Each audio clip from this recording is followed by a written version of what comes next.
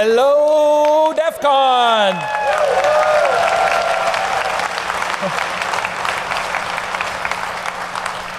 So I didn't make my 10 o'clock speech, so I want to just say a couple of words here before we introduce the man you're all here to see. At least I think you're here to see General Alexander, aren't you? Yeah. So this is something in our 20th year anniversary. I mean, it couldn't have come together any better. First of all, I never thought I'd be doing this for 20 years. And second of all, I never thought I would have a director of the NSA and Cyber Command at the same time. So for me, it's something I've been trying to do for almost 15 years. More than half of the life of DEFCON I've spent trying to get someone from the NSA. And why the NSA? Well, they're kind of the spookiest, kind of least known about. And I grew up reading The Puzzle Palace and all of my collection of spy novels. And you know, much like with hackers, people sort of fear what they don't know. You know, and we've all been through that. You guys are hackers. You can probably like walk through walls, right? You can sniff Wi-Fi with like, you know, your fillings in your teeth. And we sort of ascribe the same sort of technical capability to the NSA, but you know, they're human just like us. And something I try to do with DEFCON is I want to expose you guys from the very first DEFCON to people you don't normally see. Like, I'm sure you guys just don't hang out and have coffee with the general. And neither do I. So to me, it's really eye-opening to understand, you know, the world from their view, because I want to expose you to a larger sort of perspective. We're going to hear all this technical, sophisticated attacks, latest trends, but you probably won't really hear it from the horse's mouth how any of that fits into a larger world view. You know, I mean, I grew up thinking about the internet as a global space. You know, it was my local community, who I knew, and it was the world. And I didn't spend a whole lot of time thinking about my nation, because that's like a geographic thing, and I'm all electronic. But you know, the reality is today, yeah, we live in a geographic space, and we have a country, and other people have countries. And now that the internet has grown to such a space, we're starting to have country-to-country conversations about, well, what does it mean? What's internet governance about? Do we have cyber treaties? You know, how is this all going to work going forward? And so, like magic, on our 20th anniversary and the NSA's 60th anniversary, this has all come together. So with that said, I'd like to have you give a warm welcome to General Alexander.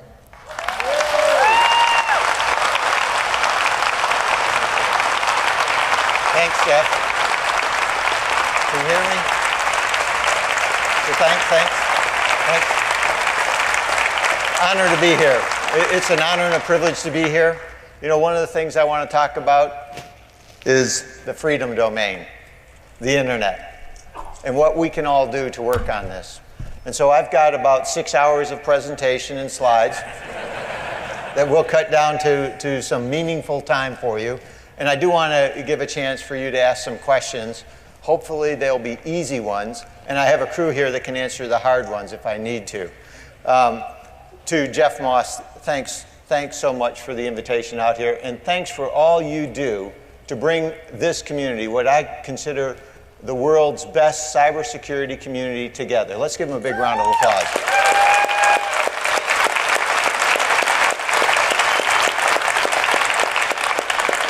Absolutely superb, and this is something that I want to hit on in a few minutes. Gail Thackeray was just up here. Let's give her a big round of applause for what she's done. And Dead Addict, where are you? Let's give him a round of applause too. Okay, so to show you that we have a sense of humor, maybe. This was Ken Olthoff. Many of you know him. What happens to the feds that get spotted here? They get to clean up afterwards.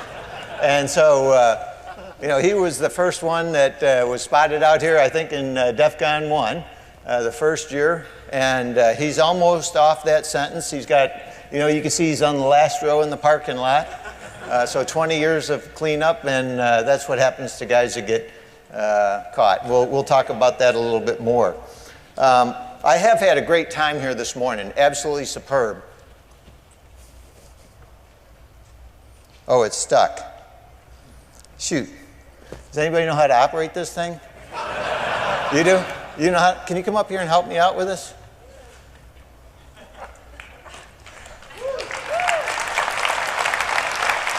You know, it just seems to be stuck, and you know, I'm not sure how to get it to the next slide. Right?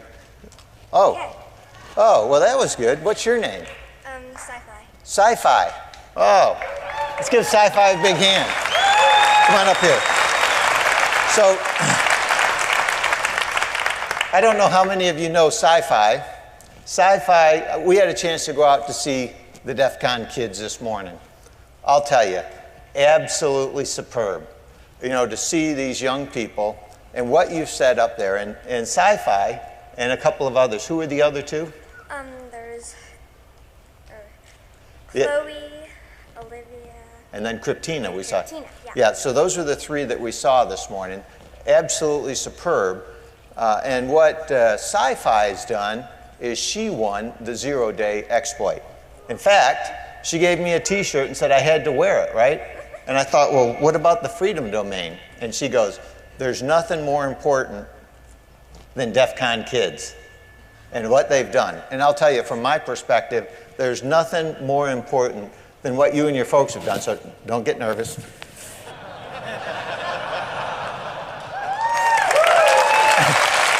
So we have, this is Sci-Fi's t-shirt, Sci-Fi 0-day, absolutely superb. And I'll tell you, we have great people like Sci-Fi all over and in this audience, all of you. And what it takes, we put up here on this slide, it takes great people to really bring together what our nations need, all our nations.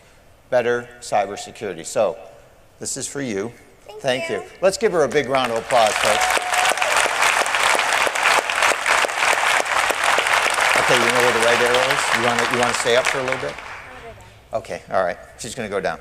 So I'm on my own again. So one of the things I wanted to talk about, I did have a chance to actually go out and see everything around here. I didn't get to spend a lot of time. I am absolutely impressed with some of the stuff that's going on here.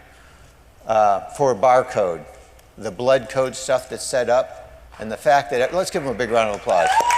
Absolutely superb.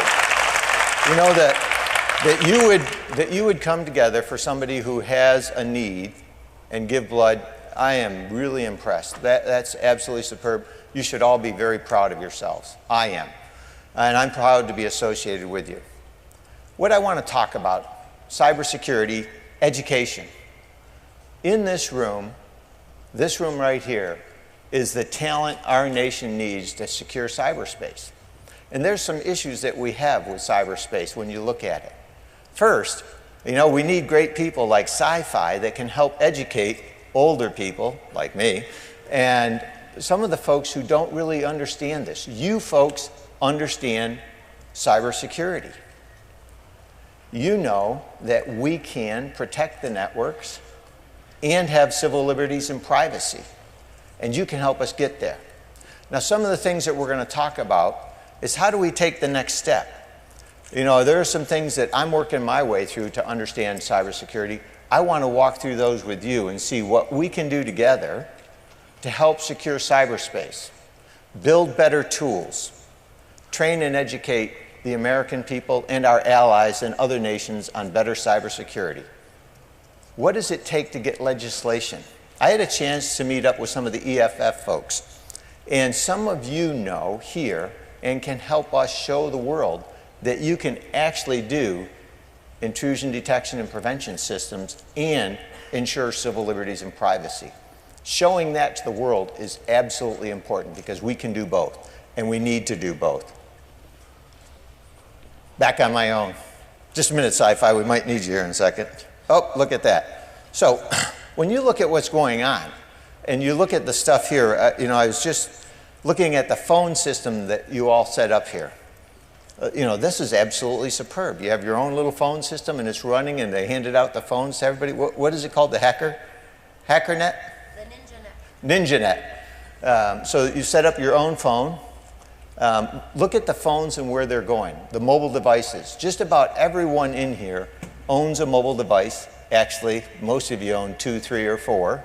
You have your iPhones or your Android, you have an iPad, you have wireless and wired devices, and you have all this great technology. And what's going to happen over the next several years? It's going to continue to grow. Look at what's happened over the last few years, where we've gone from, last year there were over 460 million cell phones sold. This room bought half of them. And great opportunities when you look at the calculation and capabilities in this equipment for solving some of our nation's, our allies, and the world's problems, especially in healthcare. Think of the things that we're going to be able to do in a few years. We're going wireless. The ability to connect to that network's absolutely superb. I had a chance to go over to the wireless section and walk by that and see what you're doing. Tremendous vulnerabilities that we've got to address. So there are tremendous opportunities that you can see on here. And I think, and I put on here DEFCON kids. From my perspective, the greatest opportunity, educating the next generation that's going to come on beyond us, like Sci-Fi and her teammates there. This is our future. And what you're doing here to help train those folks, absolutely superb. And you should be very proud. Now there's some tremendous vulnerabilities out there. When you look at what's going on in the network, there's a lot of companies with tremendous cybersecurity experience that are still getting hacked. And I've put some of them up here. And just to give you some insights, when you look at some of the ways those have hacked, those zero-day exploits that Sci-Fi made, and she's going to help me out because she did hers in a game to actually run it faster in time or to get out in front of it in time. And that can help me beat my kids. But it's also those type of exploits are used to get into some of these companies that are the best in the world at cybersecurity. From my experience, what we find out is they're the best, they know they've been hacked.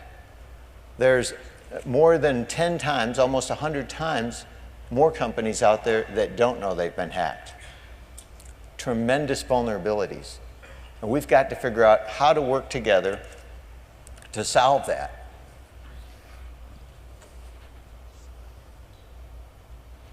Okay, I'm getting better at this, Sci-Fi. That training session helped. So we have some shared challenges, and you can see those here. A global community with great risk from exploitation, disruption, and destruction. And what do I mean by that? And why am I putting this up here? You can see that the last decade plus has been exploitation, cyber hacking, penetration testing, And you see disruption, distributed denial of service attacks. And my concern is that's going to flow into destructive attacks that could have significant consequences on our nation's critical infrastructure, government networks, the internet itself. And we've got to figure out how to secure that. So we have a joint challenge because the reality is this is the community that helped build many of those tools that we're going to need. You understand this. You understand what's going on. You know, I had a chance to go over to capture the flag stuff that's going there. This community, better than anyone, understands where this is going and what we need to do to help our nation and our allies fix this. So, let me go to the next slide. So, we also have some shared principles and responsibilities, and I've listed those out here because I think from my perspective, we all have the same approach to this. And you can see what we've laid out. I think from my perspective, we all share this responsibility. This is not the government can fix it. This is not private industry that's going to fix it. This is we're going to fix it, and that's what it's going to take, a team approach. We have to be collaborative. How do we do that? One of the things that we can't do today is very easily share between government and industry for protection of critical networks. That's part of the cyber legislation. We need to address that. And you know, from my perspective, watching what's going on in Congress, I think both parties see this as a significant problem. They're debating this today. It's ironic, while we're out here, they're debating cyber legislation that would allow us to share information and take it to the next step. What are the standards that we should jointly set, industry, you all, government, that critical infrastructure and networks should have to ensure their security? How do we do that? And one of the things I point to is, well, look at the SANS Critical 20 network configuration and settings that we ought to do. Those are things that we should look at, and we should address that. And from my perspective, this is all about our future.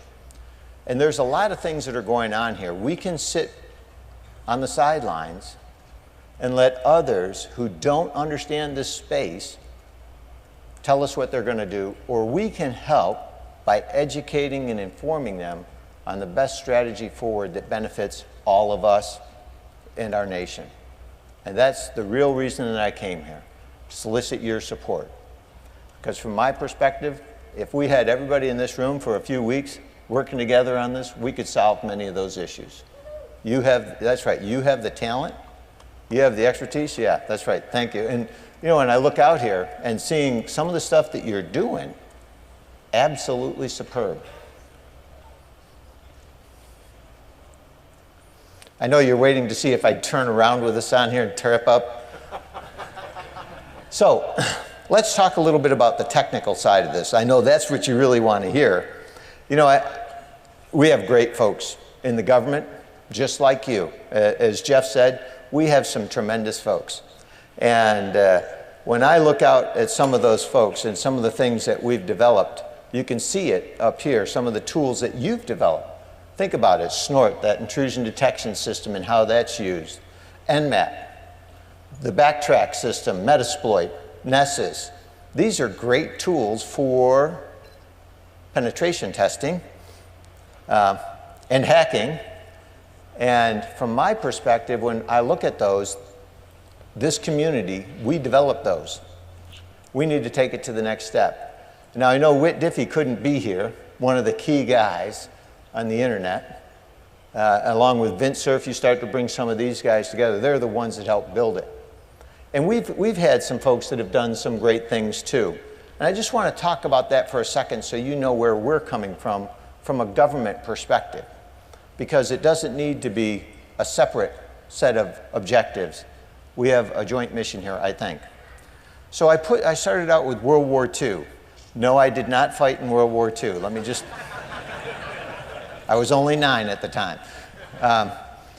No, when you look at World War II, the fate of our nation and our allies hung in the balance over some of these codes that you see up here.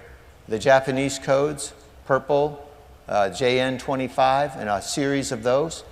And when you think about it, those are the codes that allowed us to win in the Pacific, Midway. Google that, not all at once.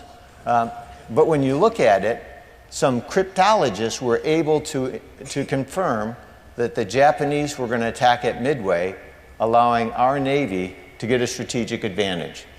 And they did it based on people like you, who broke the crypto thing, Cryptina, and were able to read that mail. Enigma. Enigma. There's a great story here on Enigma.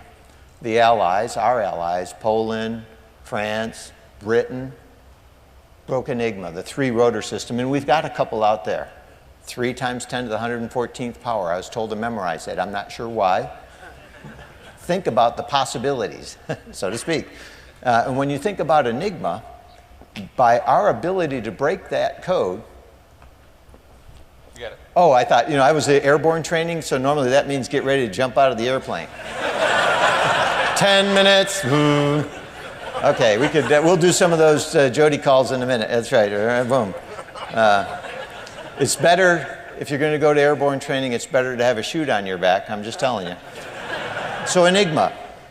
Let's think about Enigma and what that did. The 3-rotor system gave us a strategic advantage. We sank many of the submarines that were sinking our ships that helped our allies in Europe. Admiral Dönitz, the German Navy, realized something was amiss, and he tried to get the engineers in Germany, their crypt people, to change it. And they said, there's no way this can be broken. It's impossible to break it. Aha, you all know we do the impossible every day. And so he had it on a fourth rotor. The fate of the world swung in their balance for 9 months while the Allies worked on breaking that. And there are some great stories about people who gave their lives to break that code. Some Navy folks who went aboard a sinking submarine and died getting Enigma machines to help us win that war. And think of this, if the Germans knew at that time that we could break those codes, they would have changed it, and the war may have come out vastly different. That is one of the key reasons the government has to keep secrets. It's not to keep them from you, it's to keep them from our adversaries, but if we share them too widely, everyone is going to know about those. And when you look at the Tiger teams and things that we've set up starting in the 1970s for people to go out and work on the networks, to actually get out there and see what could happen with these machines, it started in the 70s. People realized, we've got problems coming up in cybersecurity. And that started all in the 70s, building out these teams, going to DES, the follow-on, and AES encryption. I wanted to mention the DIB pilot, because I think the DIB pilot and our partnership with DHS and FBI, that's your government cyber team. And you had Mark Weatherford here earlier. I'll tell you, Mark is great to work with. Be nice to him. He's a good person. He's got a tough job on the DHS side. And FBI, tremendous people. Director Bob Mueller, absolutely one of the finest people in this country. Absolutely superb. His heart is in the right direction. What do we do as a team? When you think about that team, FBI has the law enforcement, the criminal side. DHS is the public face to work with industry and the private section. NSA and Cyber Command, our job is to protect the nation from a cyber attack and foreign intelligence. Now here's the issue. If we can't see a cyber attack, how do you stop it? We could write essays on this, right? If you don't see a cyber attack, how do you stop it? Well, that's a good one, because that's where we are right now. Ironically, NSA does not sit around our country and look in. We have no insights if Wall Street is going to be attacked. So the DIB pilot is a pilot of how we can work with industry and get tips and cues.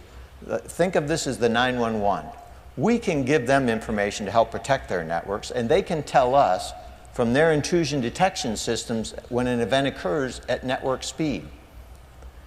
The reality, and those of you familiar with IDS, IPS, SNORT, and all these systems know that you can use these data files, event files, and other things, and all you need to pass is the fact of a signature and IP addresses in real time, and we can take it from there. So think of us as the firemen on the network. Or think of this as the easy pass as you're going up the highway. All we need, that beeping was me. That's because I was backing up. Just kidding. My wife does that to me all the time. So when you think about that, an easy pass is a great way. When you go down the highway and you go through the easy pass lane, right? All of us got those easy pass. No, I know you guys can break it. We'll talk about that later. But as you're going down, what you're doing is just sending that code. That system is not looking in your car, seeing who's in your car, getting facial identification or anything like that, reading the mail on that, or intercepting anything. It's just getting that code. And what we need for cybersecurity is something analogous to that. That's one of the things that I'd ask you to work and help push between folks here. I think that'll be very important. You know about SE Linux and SE Android, so I'm going to skip over those. It shows that we're willing to push stuff out to industry to help provide more secure stuff. Here we are. No, I'm not going to say who's who, but we were separated at birth with a common cause. I know I got a long ways to go if I'm going to work out, so I'm perhaps halfway between Danny and the other guy there. I put this up there. I thought it was funny, but I also think it kind of sets the tone for what we should think of. You know, we have a common set of shared values. Many of the people that work for us have also worked with you and go back and forth. Becky Bass. Look at what she did on intrusion detection systems and how she helped start a lot of the things going on in the company that she has now formed. Dave Ato, Ron Gula, great people working significant stuff that started out at NSA and now work closely with many of you. Think about Deb Franke, who worked at PNNL. She got funding from Becky Bass, and now she's the Deputy of Research at NSA. And you know other folks like Mudge and other ones like that that are in the government. We need great talent. We don't pay as high as some of the others. We're fun to be around. So think of it like that. But I do think that we have to have this interchange. So, some of the things that I want to talk about here, I know I'm going to get the hook, is shared principles. The principles upon which we should secure cyberspace. And I think these set those. And I'll just hit the last one here because sometimes you guys get a bad rap.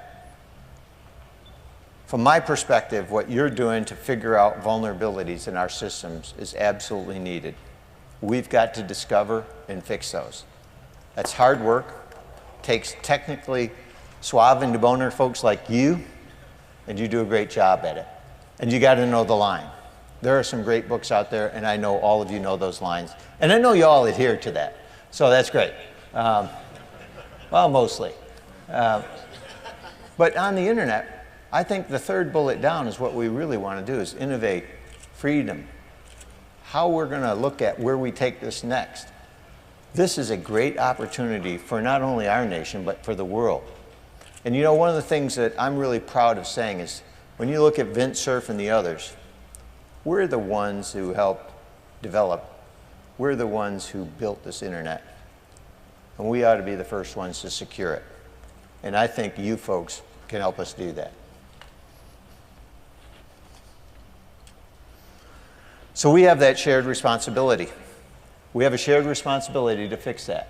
And I want to talk briefly about what we're doing from my perspective. And you can all pile in on this, and I know Jeff has got a great way for getting your feedback and getting that to me. But when you look at it, there's 5 things that I'm trying to do as both the director of the National Security Agency and the commander of U.S. Cyber Command. First, how do you see cyberspace? How do you visualize it? Where's the graphical user interface for cyber defense? We haven't yet made the transition that the gaming industry and others have done in network security, but there are opportunities here that are superb. Defensible architectures. When you look at some of the networks in government, you know, the Defense Department's network has 15,000 enclaves. How would you like to have my job defend those 15,000 when you know others are configuring those based on what they feel is right, even when we pass guidance? It's hard to do that. So we need to come up with a more defensible architecture. From my perspective, we need to reduce the attack surface by going to things like thin virtual cloud. That's not perfect, but it's a step in the right direction. And it helps us in the mobility area. We need to look at the command and control. How are we going to work with other government agencies and within the Defense Department here? We need to set the authorities. And I think that's where cyber legislation that's going on right now is so important for our country, both for the information sharing side and setting the standards. And perhaps the most important, and what you do tremendous here, and what I would like some feedback from you is training and educating people on this.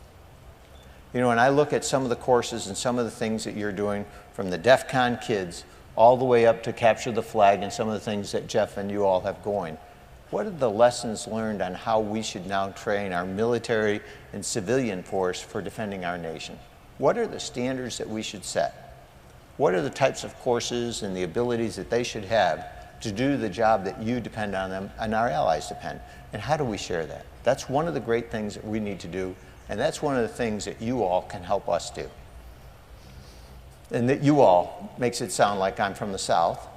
And I am. I'm south side of Syracuse. So, the future. What future do you want? How are we going to get there? From my perspective, you all can help us set that future. What I want. You know, I have 4 daughters.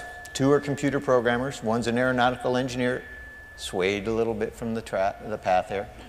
One's a social worker, and we need her. She's great at it. I have 14 grandchildren. I know, that's a lot. Yeah, and I'm only, what, like 30? And you look at it, it is so impressive to see the 2-year-olds with playing with the iPads and the other systems today. Those things that you're helping to build, they're playing with. They're going to be much better educated than I was. They're going to advance this a lot further. So what you're building is absolutely good for our future. So thanks. Thanks. I have a couple more slides. We can take cybersecurity to the next level. What we need from you, how we educate and train people, how we see cyberspace, how we build the tools of the future. Those tools that can help you do much more than we're capable of today. Because today it's one-on-one. And when you look at cyberspace and the number of problems that we face, it's one-on-many. How do we visualize that? How do we set that up for the future? These are the things that we're really going to need to push on.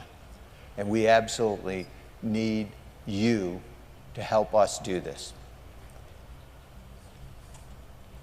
Truth in lending. So, as you know, I told Ken, you know, he's out there sweeping the parking lot, and he put his broom down for him, and he says, you know, you're going to go out there, and they're going to know that you're a Fed. I actually now have that T-shirt, too.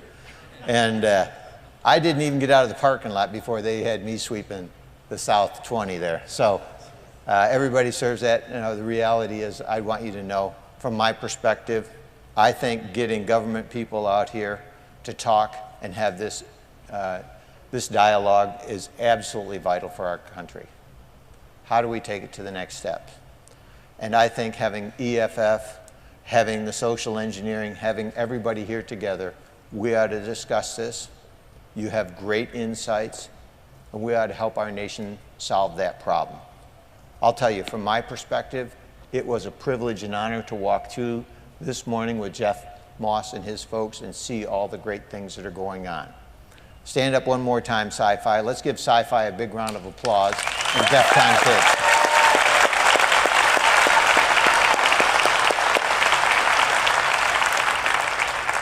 You know, everybody said that I was important. That's the most important person for our future and the kids that you're training. So Nico, absolutely superb what you're doing. It was a privilege and honor to meet you, so thanks. Okay, with that, questions. No questions, I'm out of here. Not so lucky. Not so lucky. Yeah. Okay, Are these multiple choice? Yeah. So I'm going to start with the easy one. And it's probably one of the top requested ones. So does the NSA really keep a file on everyone? And if so, how can I see mine? Because I'm really curious to see what's in it. Does this mean all 6 billion people? No, just the United States, I think. Just the United States. You know, first, there are so many things you could say are funny, but I think this requires a very serious answer. First, no, we don't. Absolutely not. And anybody who would tell you that we're keeping files or dossiers on the American people, no, that's not true. And let me tell you why. First, under our agency, we have a responsibility. Our job is foreign intelligence. We get oversight by Congress, both intel committees and their congressional members and their staffs. So everything we do is auditable by them, by the FISA court, so the judiciary branch of our government, and by the administration. And everything we do is accountable to them. And within the administration, it's from the Director of National Intelligence. It's from the Department of Justice. It's from the Department of Defense. I feel like when I was a kid growing up, and some of you may feel like this too, you know, you might get in a little trouble, you're supervised a lot, maybe had to spend time in the hall. Well, that's the way I feel today. We are overseen by everybody. And I will tell you that those who would want to weave the story that we have millions or hundreds of millions of dossiers on people is absolutely false. Let me take it to the next step. Under the FISA Amendment Act, we are authorized to collect foreign targets, think of terrorists, outside the United States.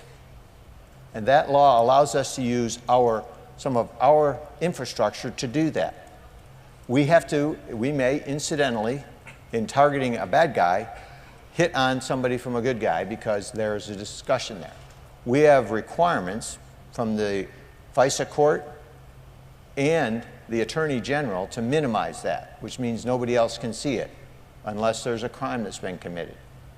And every one of those are auditable by all those branches of government. And so from my perspective, the people who would say that we're doing that should know better. With another thing, think of that, 260 million dossiers or however many you'd come out. Let's see, if you're trying to maintain those dossiers, I'm not a real good mathematician, but let's say we have 20,000 people working that. How many files do each of us have to work? And I'm not that kind of a guy that's going to work all those files. So I think from my perspective, this is absolute nonsense. Next. So where do I get my file again? No, I'm just kidding. Okay, here's a question. I want to mix it up. Here's a question from the Twitterverse from Smart Alec. How has military thinking progressed to consider a million-front war? Is such a war winnable? A million front? Meaning online. Right. Well, I think today, and I had a chance yesterday to be out to Aspen, I was asked, where do we see the defense of our country in cyberspace? And we have some issues. We can't see that. So right now on a million front war, Smart Alex is probably what it was. Alex with an X, like Alexander Alex. That was a joke, I'm sorry, I can go slower. When you think about it, first we've got to be able to see it. Then we have to have the ability to share that information. And then we have to have what we talked about as the tools to actually take on a million front. And that's where you're going to have to come in and help us. And that's where we're going to have to work together. Because that's not something today that we're ready to do. And one of the other questions that goes along with it is the offense, does it have the advantage? And especially if you can't see it, yes they do. So those are the things that the government, both parts of Congress and the administration are working to address right now. So you're in a very unique position. On stage. On stage, right, at my conference. In that there's never been before a single person head of both the NSA and a newly, hey, watch, I've got to pay for that, and the newly formed Cyber Command. So do you have sort of a split personality? Do you wake up sometimes at night, you know, Cyber Command, NSA? How do you decide, or how is that line made, and is that a productive way to go forward with the defense of the country? Yes. No. Which hat was which? Actually, I think it absolutely is the right way to go. Just two hats. I don't get two paychecks. I found that out last week. Actually, when I came into the job, I've been in the job now almost 7 years. And you might wonder, why has he been in the job so long? First, they said you have to do a few things that are important before you can leave. So I'm going to be there for a while. When I came in, I was actually the director of NSA and the commander of the Joint Functional Component Command Net Warfare. So I was always dual-hatted or triple-hatted because we count the Chief Central Security Service as a third hat. And so from my perspective, the team, the Defense Department and the intelligence community team that works on the network, that helps defend the network, NSA has both the foreign intelligence and the information assurance side. So that team that has those skills, Cyber Command needs to work with. And if we couldn't leverage that team, we'd have to go build another team. And it doesn't make sense because we could never build the capability that we have at NSA. We couldn't rebuild it, we couldn't afford it, it would take us years. So we need to leverage it. Many of our allies are doing similar things, and it makes a lot of sense. In fact, what that really gets us to is this cyber team concept. So within the Defense Department, we've built that team together. Within our government, we have the FBI, DHS, Cyber Command and NSA. That's the government cyber team. Then we have industry, and now you. That's the team our nation needs, and now we need to work with our allies to secure cyberspace. And that's where I think we need to go. Yeah, that's actually a perfect feed into my next question, which is how does NSA cooperate with others, not just our allies or our favorite friends, but people who are maybe on the fence. You still have to share information. So do you see that as a critical component of future success, is actually information sharing and reliance on other people, because you can't do it all yourself? You know, as I said, we have great people, and you know some of these great people. And what they take to their heart is we have a couple of missions that we have to perform. We don't want a terrorist attack on our country, and that's first and foremost in our mind. We don't want a cyber attack on our country. We don't want your critical information getting hacked into and bank accounts and other things going down. When we look at vulnerabilities and we discover those, we look at those and we share those with industry. Now, it might not be with a big NSA moniker on it. We would actually work that with DHS and FBI, push that out to them for the good of the country. What I am really proud of is the way our people look at that and do that for the good of this country. So when you see a lot of these vulnerabilities that are getting fixed, many of those our folks have found. And many of our folks found those by working with you. So thank you. Okay, I've only got a couple questions left. So it's organizational question from Dave Eitel. And how big should Cyber Command be? Ultimately bigger than the Navy? Bigger than the NSA? Well, that's a good question. Big enough to do the job. I clearly do not see it bigger than the Navy or any other service. In fact, I do see the mission growing, and the real issue is, for the good of our country, we have an economic crisis. Many of you may not have heard about that. One of the things that I and many of the folks in government feel is that we should fix that on our watch. So we don't want to grow the military and other things way up to solve a problem. So one of the issues that I would throw back to you all is help us come up with the tools that would allow us to do this, not 1 on a million, everybody taking one of those million, which would be a 1 million person cyber force, but how do you do this and scale it? And how do we get the talent and the people that we need?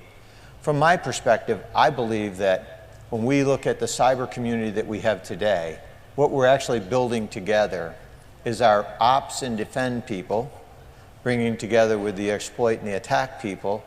And what we're looking at is the ops and defend people under our legacy system is really big. And so if we could go to the new architecture, you would need less of these type of people, say sysadmin and this kind, and more that we could then train to be full spectrum cybersecurity folks, trained to your standard, that would know how to find people penetrating the networks. And that's what I think we've got to do. So what I would like is to try to actually evolve our community and shift it to where we need to be, not to grow it per se. Now, will we need to grow in some areas? Absolutely, but we'll shrink in others. And I think at the end of it, when I look at it, what I've told the chairman and the Secretary of Defense, I think we can actually do both missions with less people in the future with some of the technology that we have coming on and with your help. So that brings me up to a personal question, which is in automation. So we're a pretty big country, 300 plus million or so, but botnets can have millions of nodes. And if it's a one-on-one type of game, we're going to lose. If it's a one of our defenders against one of their attackers, you'll never win that game. So you have to automate. And so to me, and I'm curious, does NSA see the future as sort of automation? Automate everything you can, and then learn how to automate everything else. So we keep humans doing the human jobs, the challenging jobs that computers can't do. That's, in my view, is probably only the one way that we can tackle this problem. Is there sort of similar thinking? Well, I think you've hit it on the head. I would tell you that, and you would work your way through it just as you did there, that it makes sense to automate where we can. And as many of you know who automate things, to have people who can reverse engineer it and say, is this a viable concept, this automation, or do I have a real problem? I've built an Enigma machine and then find out that somebody broke through it when I trusted implicitly that this was good to go. Right. And the reality, so this is secure. Nobody can hack into it. And then what you find out is that everybody's hacking into it, and the only one who thinks it's secure is me.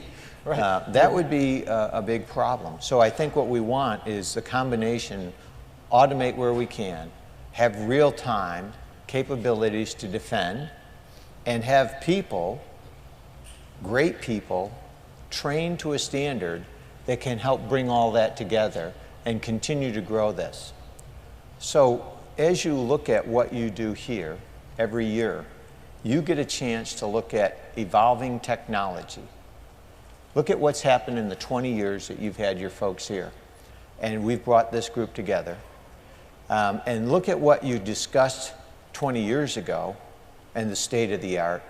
And look at where the state of the art is today. It's superb. This is phenomenal. One of the greatest things going on right now, and the trend for the future. You know, you guys are the greatest demand for our nation. And so when you think about that, now the thing is, so we would want to automate, and we want to move it to the next step, and we want people that can help us get there and continue to climb that road, share it with our allies, build the best network in the world, secure the freedom domain that I started out with. I think that's what we all want to get to, and I think we can get there. And along the way, it doesn't mean that people aren't going to throw rocks at it and try to take it down. And we've got to be able to stop that. Go ahead. Yeah, so here's your final question. So if you could have a perfectly secure internet or a nicely insecure internet, which would you choose? I would choose the perfectly secure internet. Here's why. I think it is in our nation's best interest. Look at all the intellectual property that we've lost over the past decade. It's huge. That's our nation's future. That's the future for young folks like Sci-Fi and others. That means others will take advantage of that intellectual property at our expense. And same with our allies. They're having the same thing happen. And so if we could fix that, that would help us on our economic growth. This would be huge for our country. And this area that we're talking about is the fastest growing area in our nation for the past 3 decades. Look at what makes up the Dow Industrial, the NASDAQ. Look at all the companies that deal in this sector. That's what fuels our economy. Yeah. That's where we need to be. So from my perspective, for my grandchildren, for you all, for us, that's what we need to do. And I think it's doable. It's not going to be easy. And I think we should go at it with the thought of, it'll never be perfect. We can't get to perfect, but we can come really close.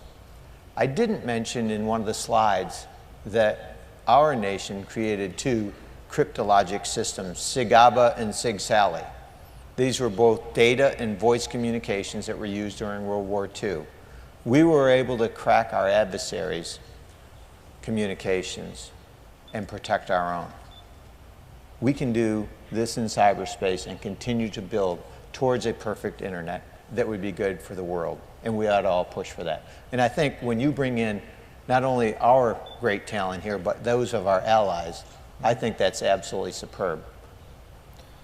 All right, that brings this session to a close, so let's have a round of applause for General Alexander.